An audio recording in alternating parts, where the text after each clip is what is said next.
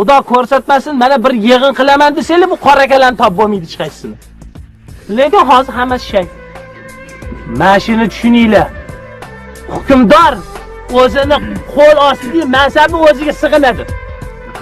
Ho Karimov bo'lsin, ho Mirqosimov bo'lsin, ho Mirsaidov bo'lsin, hukmdoriga, Moskvaga bo'ysunadi. O'shanga sajida qiladi. Xalqqa sajida qilmaydi. Shuning uchun xalq o'zi talab qilish kerak.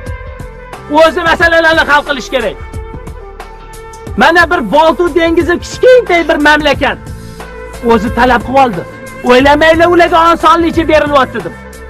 Bizning rahbarlarimiz qo'rqadi. Nima uchun bizni deputatlarimizni Moskvada hal qilish kerak? Yo ishonib ketaveramizmi? Qachongacha bizani aldiydi?